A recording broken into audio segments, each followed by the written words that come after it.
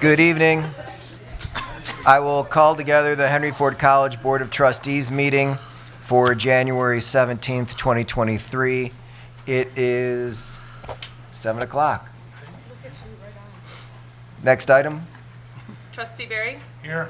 Trustee D'Ambrosio? Here. Trustee McDonald? Here. Trustee Moses? Here. Trustee Petrikov? Here. Trustee Watts here. Chair Thorpe. Here. Next item. Approval of minutes. Approval of minutes for the following Board of Trustees meeting. Regular Board of Trustees meeting, December 12th, 2022. Board of Trustees Policy Committee meeting, December 12th, 2022. Make any necessary corrections and move to approve these minutes. So move. Support.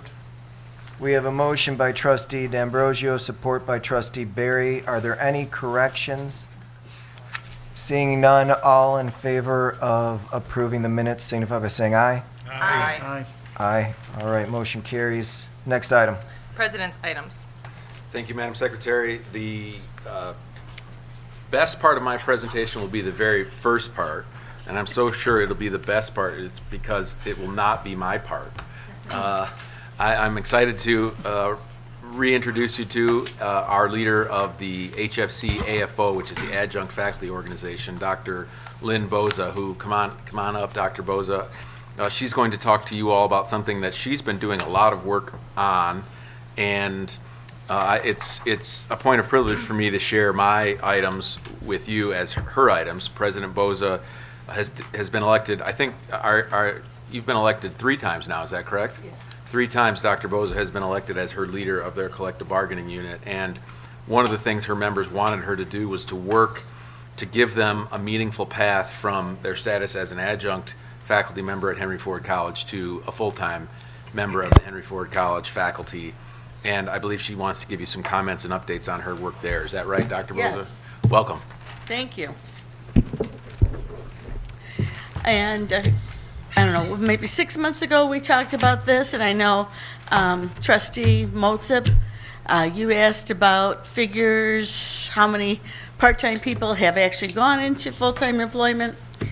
And when I attended the basketball game, Trustee Thorpe and I had a little conversation about, well, how's that program going? So good evening to everybody, and I want to give you, just a real brief report on how the program went. We developed a training program. This is a joint initiative between the AFO and 1650, and it actually has gotten some statewide recognition in the AFT, because there's not a lot of part-time unions and full-time unions that join together and do joint projects. So we did this little joint project. We had 30-some people, and we had presenters from AFO, we had presenters from 1650, and we had presenters from Henry Ford Administration and our own career services department. Gave presentations and was very well received. They talked about things to do and not to do, and this is one of the little tips that came out of that. So we are going to share this with the next group of trainees. I'm sharing it with you. And the other thing that we also shared with you is something that HR pulled together for me. It is the stats of how we are doing, and it looks like we have improved over the years, hiring our adjuncts into full-time employment. And later on today, you're going to be asked to approve a number of temporary full-time positions, adjuncts being put into temporary full-time positions. So we're hoping that if that works out for them and works out for the college, they can be moved into full-time. So thank you for this time. If there's any questions about the report, please ask me. Yes? Trustee Pelichkov. I just was curious, and you wouldn't be able to probably answer this right now, but do you think this would make it a more attractive option then for if adjuncts knew that they had an easier pathway to a full-time position to attract more staff here under those circumstances? I think people think that already. And I think that it's disappointing when they find out that they don't have much of an opportunity, or if they've tried to, interview, and it hasn't happened for them. And that's why we kind of want to give them a little boost and tell them, hey, well, when you do write your letters, when you do apply, when you do interview, these are some tips. And this really comes from some of the people who have interviewed people. It started with a conversation we had at an AFT event. Sam said, we've had people we want to hire, but they're not interviewing well. So I think people do come to us, to the college, with that hope. And, hopefully we can help them move on to that path. And hopefully the word will spread. Thank you. Anything else? Any other questions? Well, thank you very much. Thank you. Thank you, President Boza. The remaining parts of my presentation are as follows.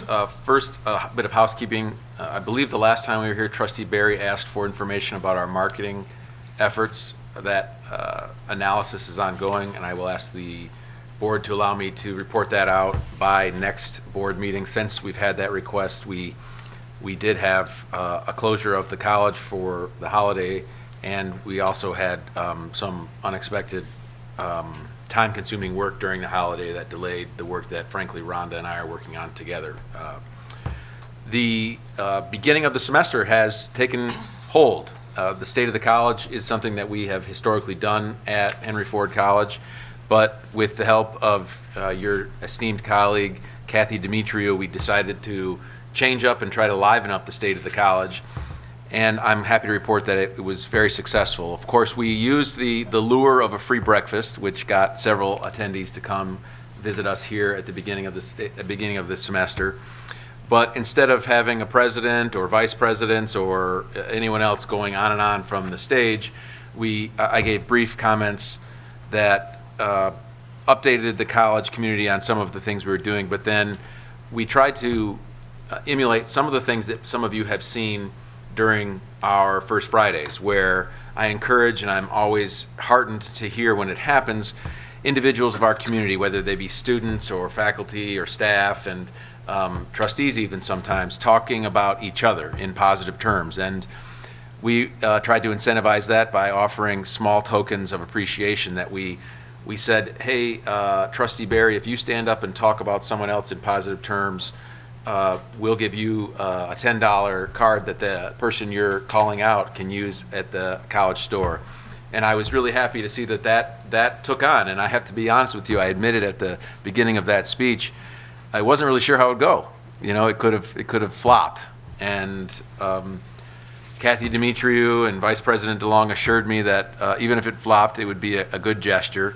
But the reality is, I think we spent over 45 minutes and ran out of cards and ran out of time because our community really did want to hear themselves talk about the things that they were proud about their teammates doing.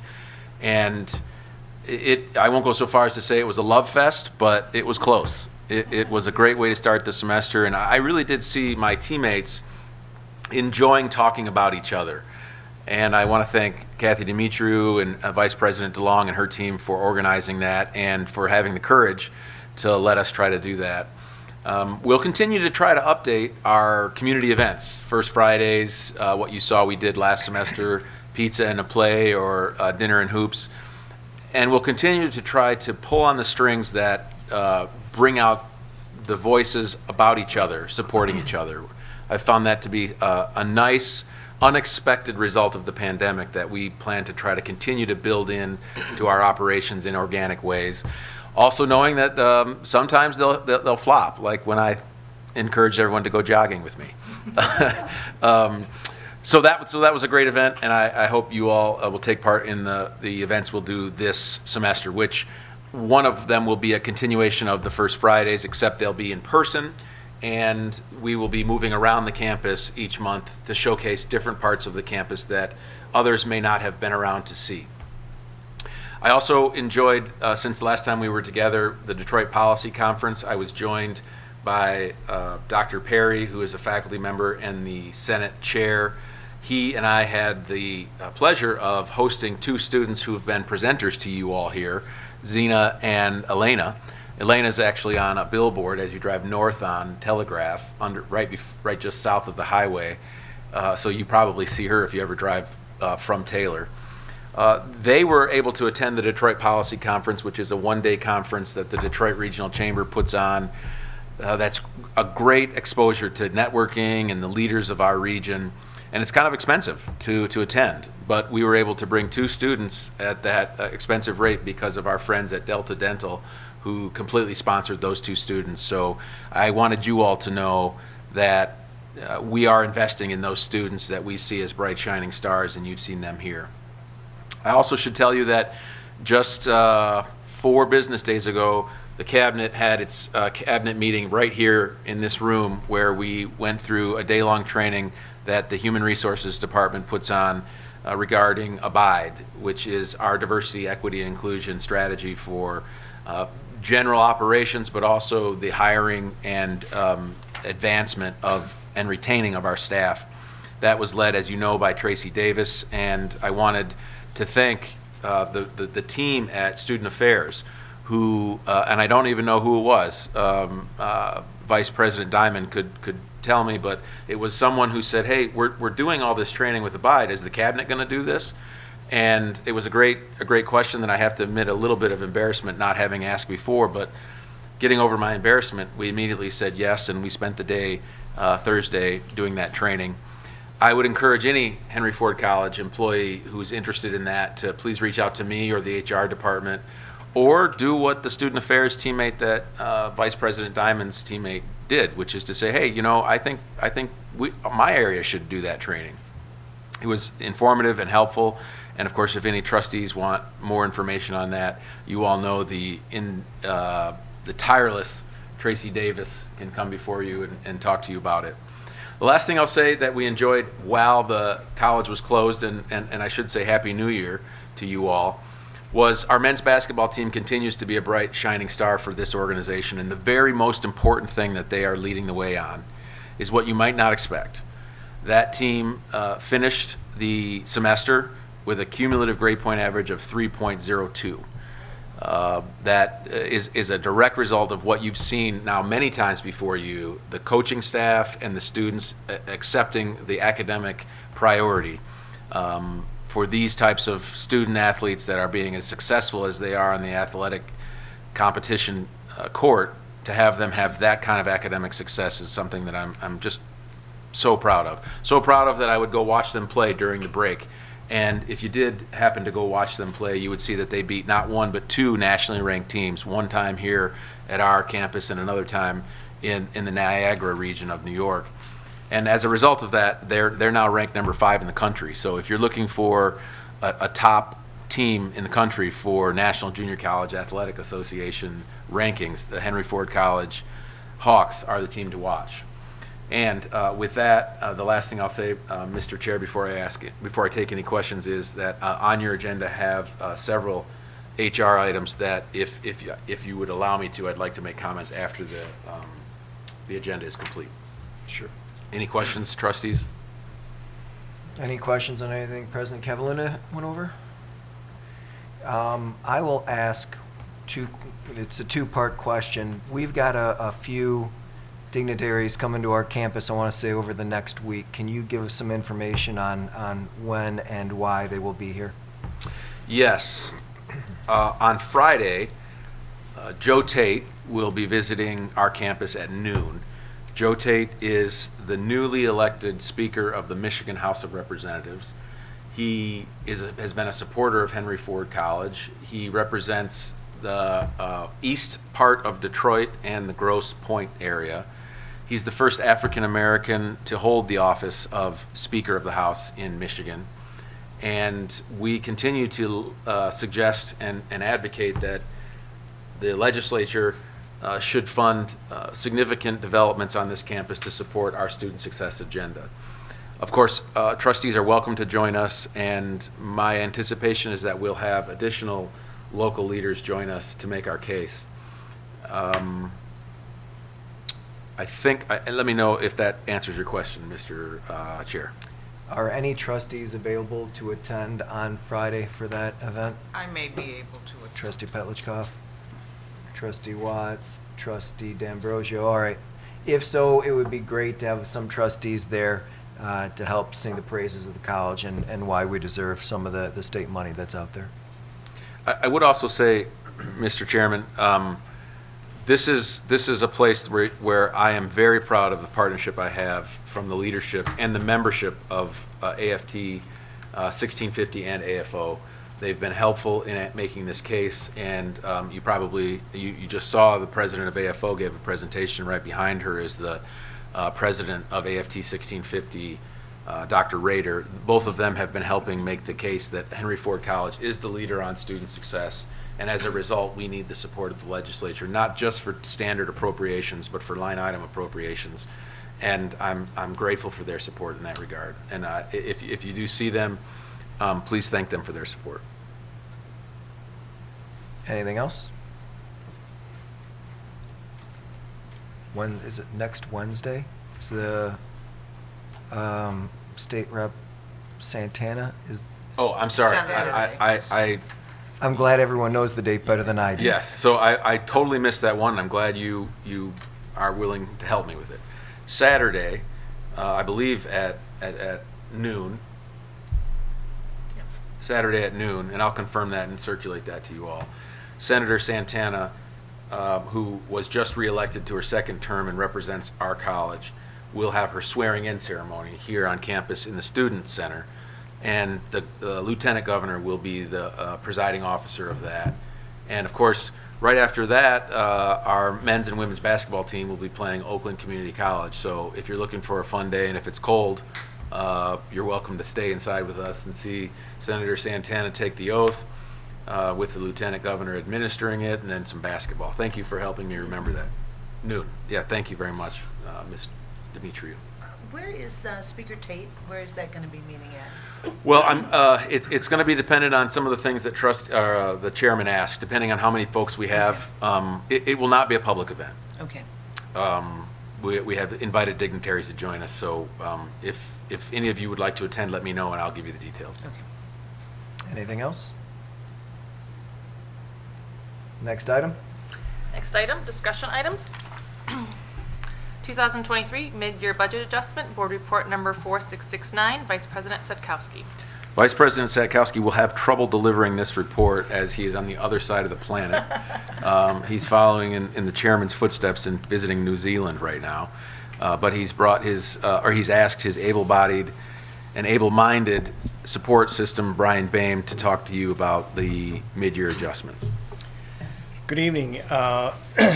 Every year at this time, we review where we're at in relation to our budget and come before the board and ask for an adjustment to the budget.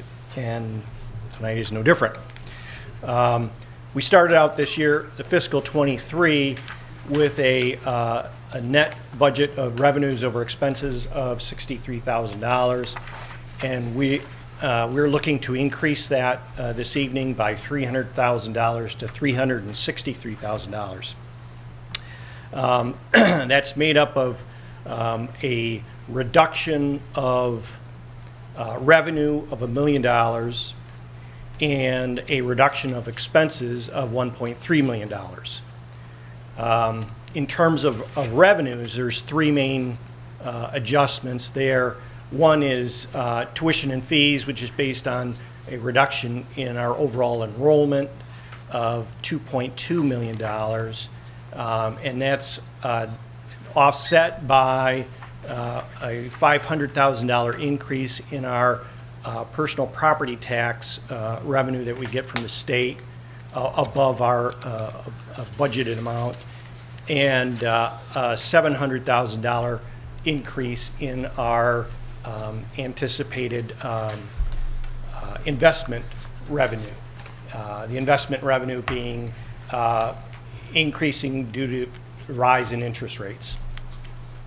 On the expense side, the total is $1.3 million reduction, and it's primarily payroll related, with about $400,000 reduction in instruction based again on lower credit hours, and another $700,000 in administrative, and another $200,000 in plant-related payroll items. So the total is, the overall increase in our budget is $300,000, from $63,000 to $363,000. And I guess I would open the floor to questions that you may have. Any questions from the trustees? Thank you very much. Okay, thank you. Next item, please. Action item, citizen participation. Citizens wishing to address the board on agenda and non-agenda items for action and have submitted a blue card by 7:10 PM to the secretary may speak at this time. The board may not be in a position to respond to non-agenda items. Therefore, speakers should not anticipate immediate response to their comments or questions. For the benefit of all concerned, do not mention the names of students or college employees, and please limit comments to 3 minutes. There are no blue cards. All right, next item. Next item, let's see. Move to approve action items numbered 1 through 7 as recommended in this agenda. So moved? Support. Do we need to pull 7 for a roll call vote? Yeah. Yes, And I have a question on 2. but you don't need it pulled? No, I don't need it pulled.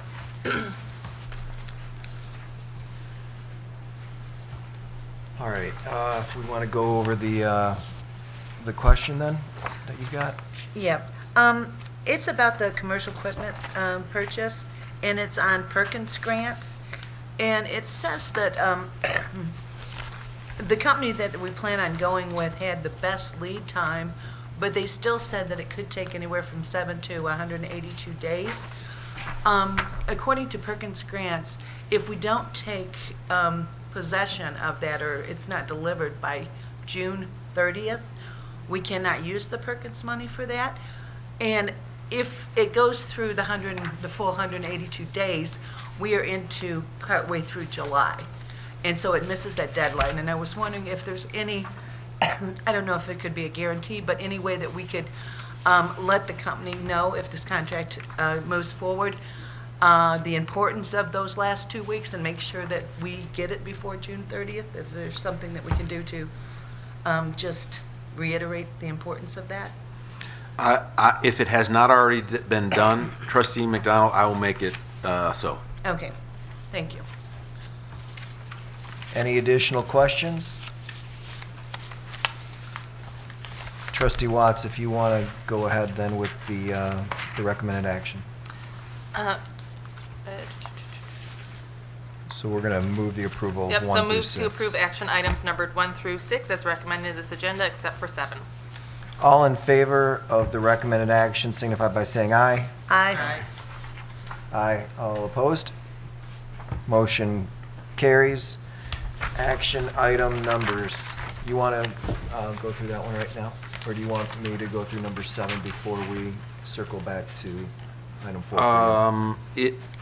If it's okay with you, I would recommend you all vote on number 7. Okay. And then if I'm allowed, I'd make comments during trustee fine. comments. That's fine. Okay. Move that Board of Trustees enter a closed session in compliance with MCL 15.268, Section 8C of the Open Meetings Act for a strategy session in connection with the negotiations of collective bargaining agreements. So moved. Support. Motion by Trustee Barry, support by Trustee Petlicoff. We'll need a roll call vote on this. Trustee Barry? Yes. Trustee D'Ambrosio? Yes. Trustee McDonald? Yes. Trustee Moses? Yes. Trustee Petlicoff? Yes. Trustee Watts, yes. Chair Thorpe? Yes. We're going to hold off on going into the closed session until we close all regular business here. We will come back from the closed session when we are done. So don't feel obligated to stick around.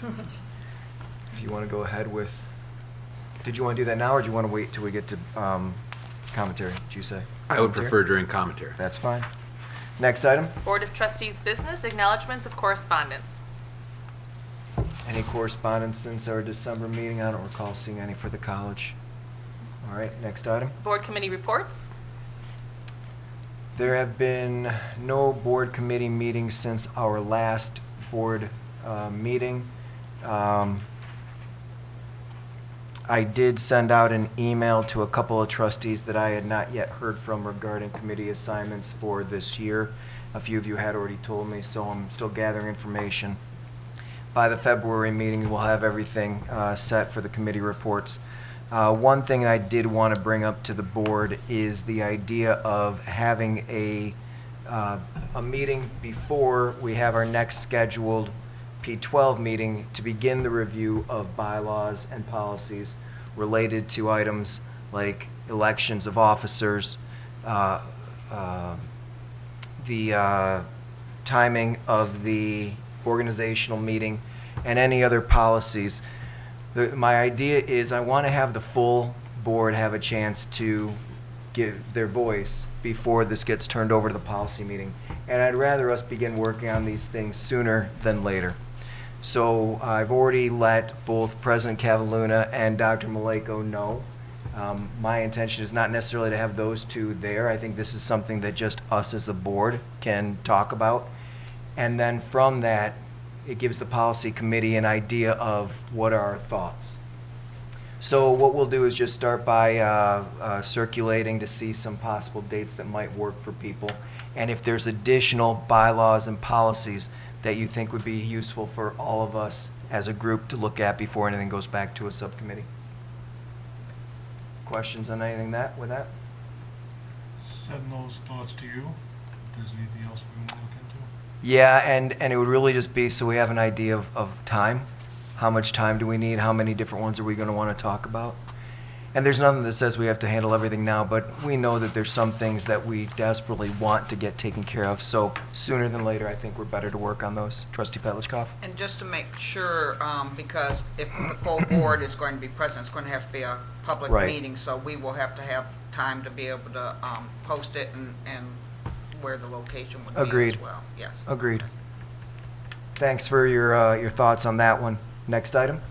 Request for information and/or future agenda items. President Cavalluna, you had mentioned marketing. Are you thinking about that as an agenda item and doing a presentation possibly in February? You know, my recollection is that I was going to give a report to the board initially, Okay. directly to you all. Okay. My recollection could be faulty on that. But I'm also happy to have Vice President DeLong make a presentation here, or what you recall in the past was a presentation that was made to small groups of trustees. So I'm happy to work with Trustee Barry to make sure I hit the mark on what he has asked for. Discussion we had, President Cavalluna, was a report is fine, but if you want to, if you, the chair, want to handle it differently. Do it's any of okay. the trustees recall, how often have we had a presentation on marketing in general? Is it something that we usually do on an annual, biannual basis? I can't remember. I I would say a remember little President- less than that, maybe every other year or every 18 months. About every 2 years or yeah. so? I think President DeLong gave us a presentation last year about it. Does that sound right, Rhonda? 21 was the last one. In a couple of That was, years. we Couple we years. normally just do it every few years. Yeah. Okay. All right, so 23 does make sense to do something like that, so, Okay. all right.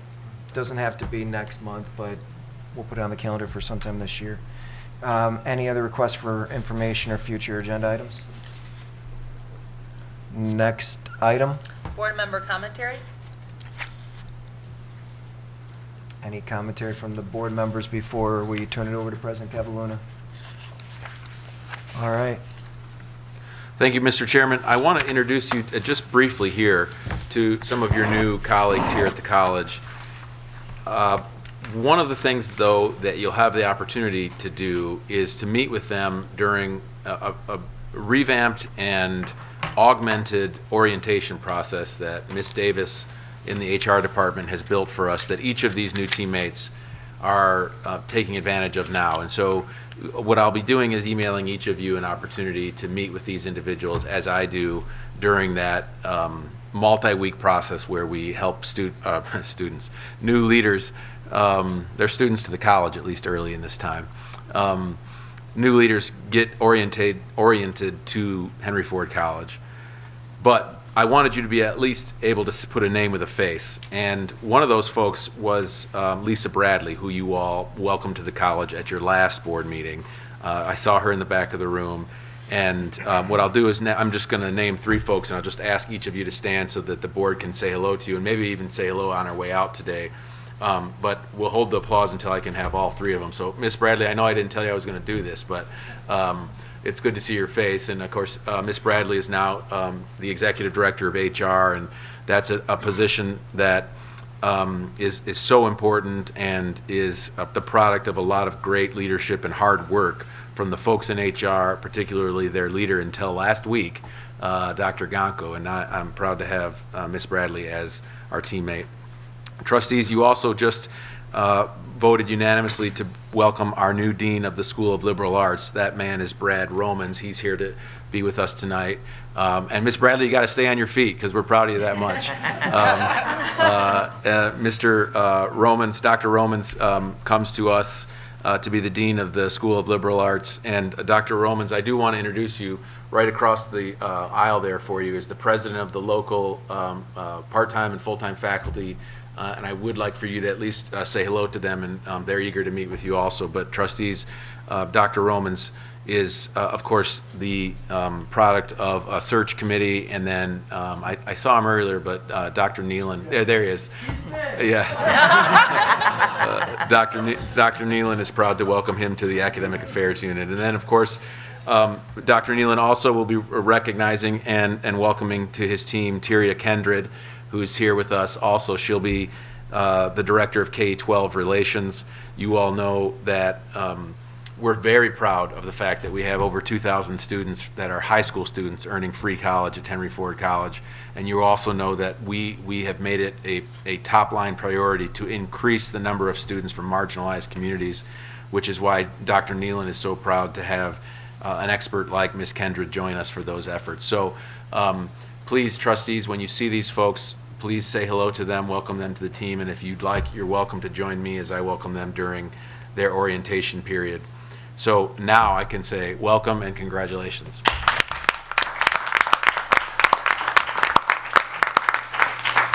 Thank you, Mr. Chairman. That's all I have.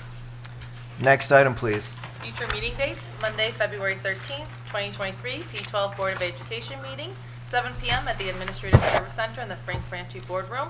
Monday, February 20th, 2023, HFC Board of Trustees policy meeting, 6 p.m. at the Administrative Services and Conference Center in the Cabinet Conference Room. Monday, February 20, 2023, HFC Board of Trustees meeting, 7 p.m. at the Administrative Services and Conference Center in the Rosenau Boardroom. So we are not adjourning, but we're going to go into a closed session, and we will be back here to officially wrap up the meeting when we are done.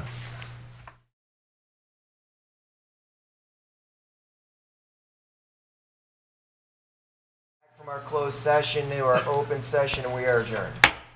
Now I have to